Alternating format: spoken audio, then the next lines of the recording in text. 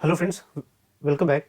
तो चलिए स्टार्ट करते हैं पार्ट थर्ड, जिसमें हम इंटरनेशनल रिलेशन के बारे में पढ़ेंगे। इससे दो पार्ट हो चुके हैं, आप उनको देख लीजिएगा और एक कंटिन्यूटी में देखिए, ताकि एक आपकी भी कंटिन्यूटी बनी रहती है और चीज़ें भी काफ़ी अच्छी से समझ में इसमें आती है।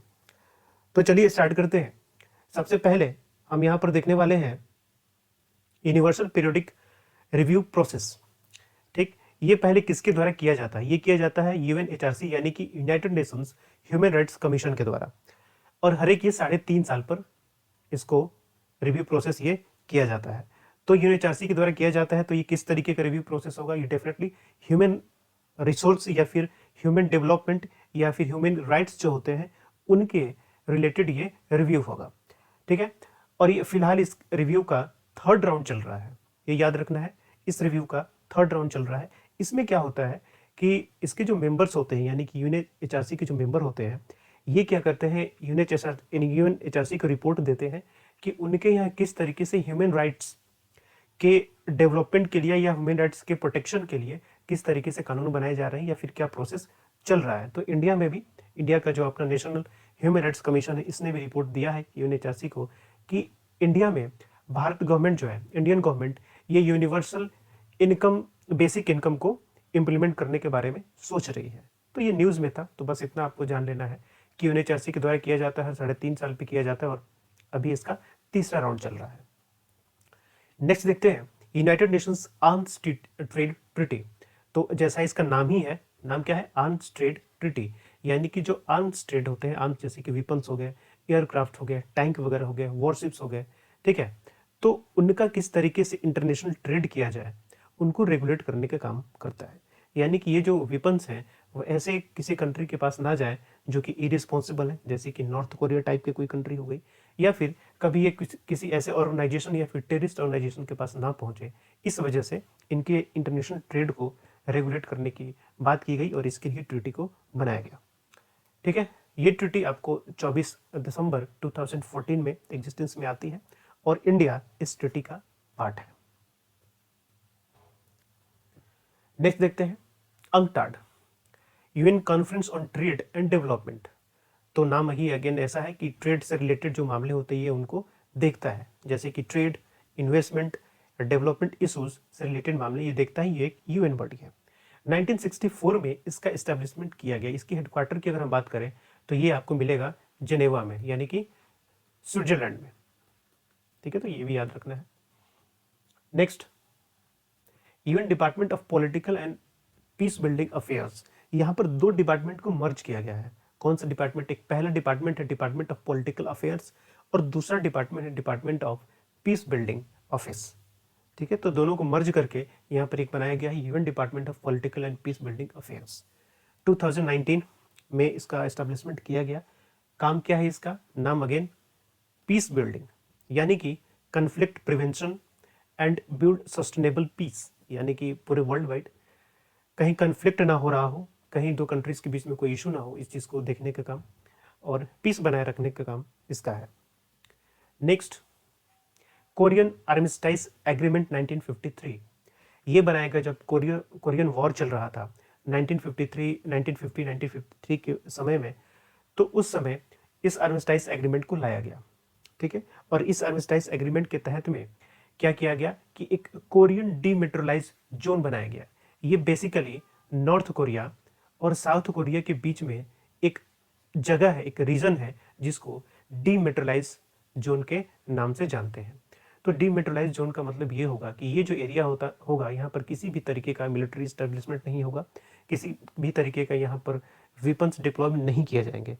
ठीक है, तो ये नॉर्थ कोरिया और साउथ कोरिया के बीच में रहता है इस आर्मिस्टाइज एग्रीमेंट 1953 के तहत में।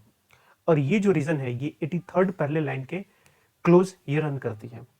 ये चीज ध्यान रखिएगा कि ये जो कोरियन आर्मिस्टाइज एग्रीमेंट 1953 न्यूज में क्यों है। इस बार न्यूज में रहने इसका रीजन है यूएन कमांड। ठीक है, यूएन कमांड यानी कि यूनाइटेड नेशंस कमांड। क्यों? क्योंकि यूनाइटेड नेशंस कमांड ने यहाँ पर एक रिपोर्ट दी है जिसमें ये कहा गया है कि फिलहाल north Korea and south Korea दोनों कंट्री जो है यहाँ पर डीमिलिटराइज जोन में इस एग्रीमेंट के वियोलेशंस में लगे हुए हैं, यानी कि इनकी एक्टिविटीज ऐसी रही है कि डीमिलिटराइज जोन में इस एग्रीमेंट का वियोलेशन हुआ है। तो ये रिपोर्ट दी है किसने? यूएन कमांड ने, यूनाइटेड नेशंस कमांड ने। इस वजह से ये एग्रीमेंट आपको न्यूज में रहा। यूएन कमांड है क्या? ये एक यूएसए लेड ऑर्गेनाइजेशन या फिर बॉडी कह सकते हैं इसको। ये इसका मेनली काम क्या है कि जो डीएमजी है, यानी कि डीएमजेड, डीमिलिटराइज जोन, वहां पर पीस को स्थापित करना और इस चीज को देखना कि नॉर्थ कोरिया और साउथ कोरिया ये जो आर्मिस्टाइज एग्रीमेंट है उसका वियोलेशन न करे। ठीक है, इसका एस्टेब्लिशमेंट किया गया 24 जुलाई 1950 में टोक्यो, यानी कि जापान में। चलिए नेक्स्ट देखते हैं, global anti microbial resistance surveillance system. तो अगेन इसका नाम क्या है? Anti microbial resistance. तो काम भी उसका उसी तरीके का होगा। तो क्या काम है इसका? Anti microbial resistance related plans को ग्लोबल सपोर्ट देना, वर्ल्ड वाइड इसको सपोर्ट करना डब्ल्यूएचओ के द्वारा। कब? 2015 में। इसके अंडर में क्या होता है कि इसके अंडर में डब्ल्यूएचओ असिस्टेंस प्रोवाइड करता है जो भी इसके मेंबर कंट्रीज होती हैं उनको, कि वो अपने यहाँ भी इसके तहत या इसके फ्रेमवर्क के तहत वो national anti microbial resistance plan या सर्विलांस सिस्टम बना सकती है। तो एक तरीके से ये जो है ये एक ग्लोबल फ्रेमवर्क की तरह काम करता है, जिसको फॉलो करते हुए अलग अलग कंट्री अपने यहाँ अपने सिचुएशन के अकॉर्डिंग नेशनल प्लान्स बना सकती हैं। Next, international centre for settlement of disputes. Again नाम इसका है सेटलमेंट ऑफ डिस्प्यूट। तो किस तरीके का डिस्प्यूट? तो इन्वेस्टमेंट डिस्प्यूट, यानी कि अगर दो इंटरनेशनल इन्वेस्टर्स हैं, अगर उनको कोई इशू होता है अपनी इन्वेस्टमेंट से रिलेटेड, तो यहाँ पर जा सकते हैं अपने डिस्प्यूट को सेटल करने के लिए। 1966 में इसके एस्टेब्लिशमेंट किया गया, रेटिफाइड बाई 155 कंट्रीज, और इंडिया इसका पार्ट नहीं है। ध्यान रखिएगा, international centre for settlement of dispute भले 155 कंट्री के द्वारा रेटिफाई किया गया है, लेकिन इंडिया इसका पार्ट नहीं है। ये इंपॉर्टेंट है। नेक्स्ट देखते हैं, नेशनल कंपैरिजन प्रोग्राम। अगेन यहाँ पर keyword, sorry, international comparison programme, keyword क्या है यहाँ पर? कंपैरिजन।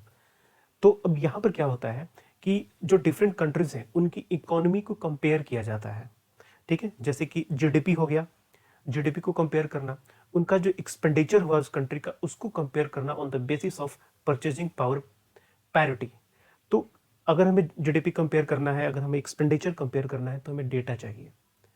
ठीक है, तो ये क्या करता है? इंटरनेशनल कंपैरिजन प्रोग्राम ये डेटा कलेक्शन का काम करता है, ताकि डिफरेंट इकोनॉमीज को उनके जीडीपी और एक्सपेंडिचर के बेसिस पर कंपेयर किया जा सके। ठीक है, तो इस प्रोग्राम को मैनेज करने का काम वर्ल्ड बैंक करता है अंडर यूएन स्टैटिस्टिकल कमीशन, और इंडिया इसका एक पार्ट है। ये चीज ध्यान रखिएगा कि इंडिया में इस प्रोग्राम को इंप्लीमेंट करने का काम कौन करता है? इंडिया की जो ministry of statistical and programme implementation है, इंडिया में ministry of statistical and programme implementation, वो इसको इंडिया में नेशनल लेवल पर डेटा इकट्ठे करने का काम करता है। अब उसके अंडर में बहुत सारे ऑर्गेनाइजेशन हैं, यूनो, एनएसएसओ आता है, सीएसओ आता है, वो ये सारे काम करते हैं। Next, FATB TF, financial action task force. इसको 1989 में बनाया गया G7 के द्वारा। G7 के बारे में हम इंटरनेशनल रिलेशन के फर्स्ट पार्ट में भी पढ़ चुके हैं। तो आपको पता था कि G7 में कौन सी कंट्री से, बाद में ये G8 बना जब इसमें रशिया आया, बाद में फिर रशिया को बाहर भी निकाल दिया गया। क्यों? Due to annexation of Crimea. जब रशिया ने क्रीमिया एक यूक्रेन का पार्ट था और क्रीमिया को अनेक्स करने की वजह से रशिया को बाहर निकाल दिया गया, तो ये दोबारा G7 बन गया।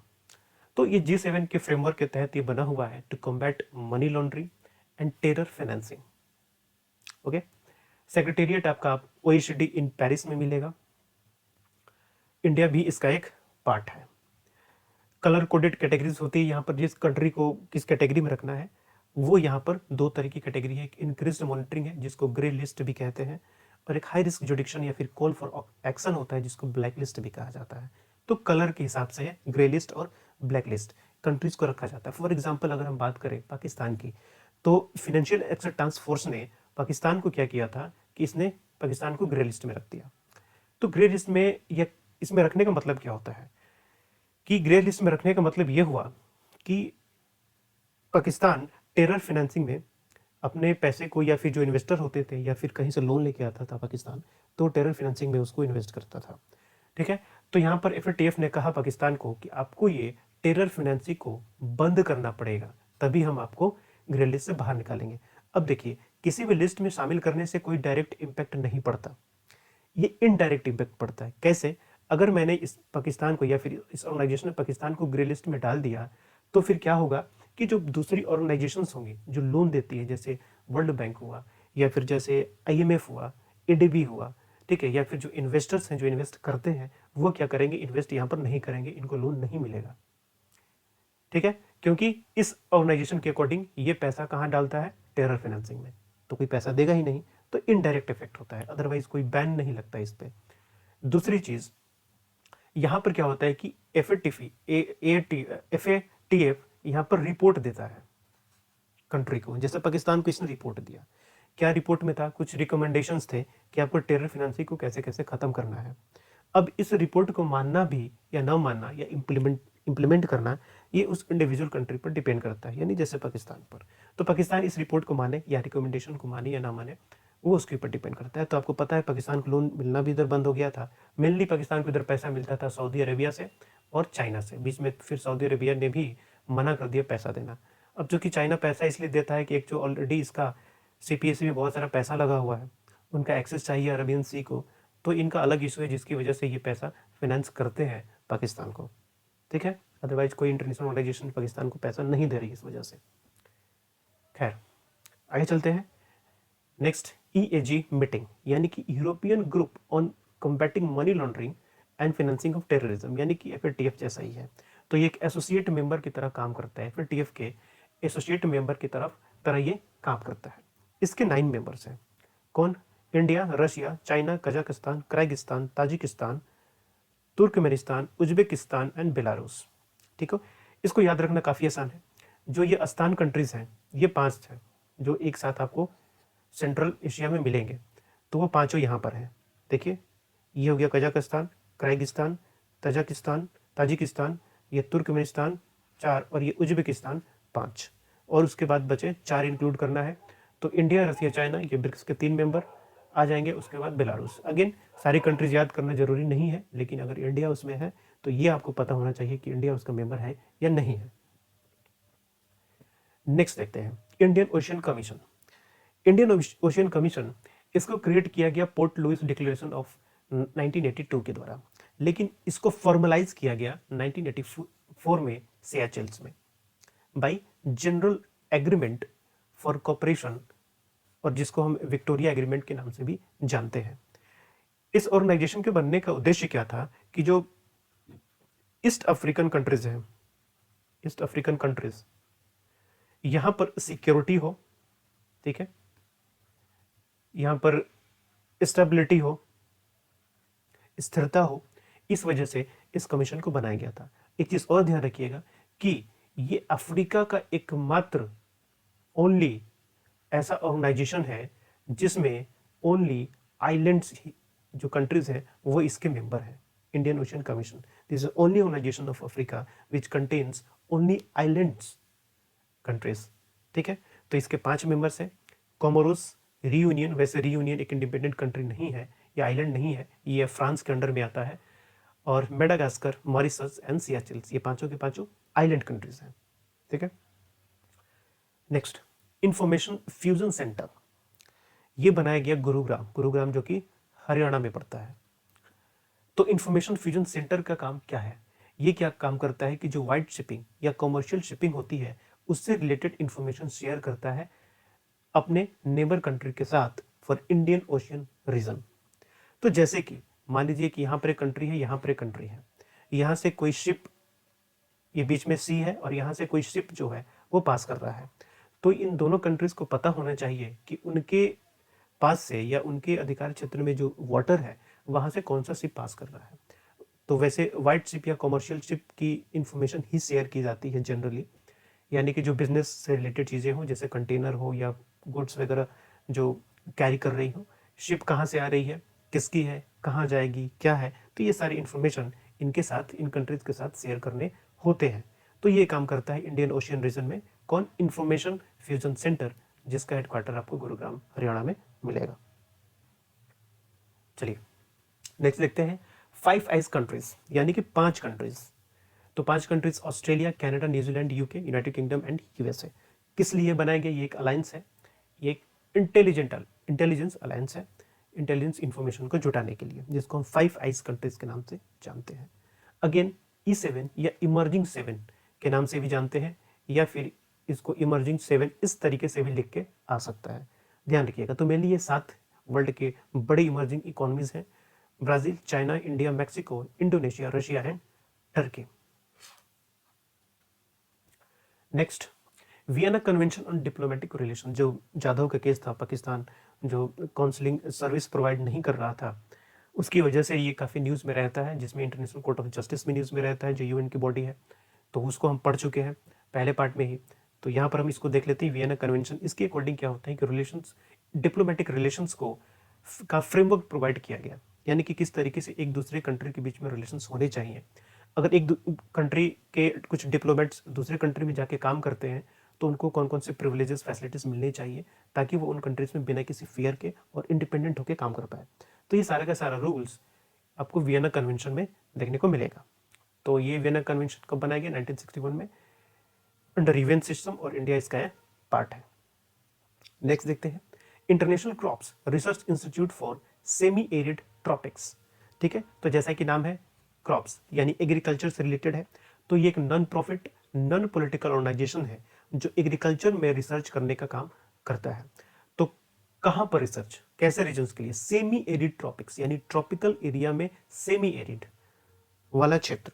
ठीक है, तो एशिया और सब सहारन एरिया में जो ड्राईलैंड्स होते हैं, उन ड्राईलैंड्स के डेवलपमेंट के लिए वहाँ से रिलेटेड जो एग्रीकल्चर है, उनमें रिसर्च करने का काम ये करती है।